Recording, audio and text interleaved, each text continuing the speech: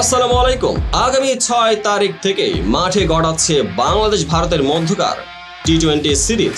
বর্তমান বিশ্ব চ্যাম্পিয়ন ভারত অবশ্য ওয়েস্ট ইন্ডিজের মাটিতে বিশ্বকাপ জয়ের পর বিরাট ও রোহিত দুজনে জানালেন টি-20 ফরম্যাট থেকে বিদায়। নতুন মুখ, নতুন বোলার ভারতীয় এই টি-20 দলে। এবার বুমরাকে ছাড়াই বাংলাদেশ সিরিজের দল ঘোষণা করল ভারত। কারা কারা জায়গা পেল এই দলে, দেখতে থাকুন সম্পূর্ণ ভিডিও। বাংলাদেশের বিপক্ষে টি-20 সিরিজের জন্য দল ঘোষণা করেছে ভারত। 15 সদস্যের দলকে নেতৃত্ব দেবেন সূর্যকুমার যাদব। অভিজ্ঞ পেসার জাসপ্রীত বুমরাকে ঘরের মাঠে এই সিরিজে বিশ্রাম দেওয়া হয়েছে। সর্বশেষ শ্রীলঙ্কা সিরিজের দল থেকে 6টি পরিবর্তন এনেছে board of control for cricket in India. 2 top order batter Yashasvi Jaiswal ও শুভমান গিলকে দলে রাখা হয়নি। তাছাড়া অভিজ্ঞ উইকেট কিপার ঋষভ পন্ত নেই।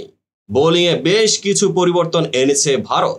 সর্বশেষ সিরিজে খেলা অক্ষর প্যাটেল, খলিল আহমেদ ও মোহাম্মদ সিরাজকে দলে রাখা হয়নি। চলমান টেস্ট সিরিজ শেষে 3 ম্যাচের টি-20 সিরিজে বাংলাদেশের মুখোমুখি হবে ভারত। আগামী 6 অক্টোবরে গোয়ালিয়রে প্রথম ম্যাচ দিয়ে শুরু হবে টি-20 সিরিজ। দ্বিতীয় ম্যাচ 9 অক্টোবর দিল্লিতে, আর 12 অক্টোবর হায়দ্রাবাদে হবে তৃতীয় ও শেষ টি-20 ম্যাচ।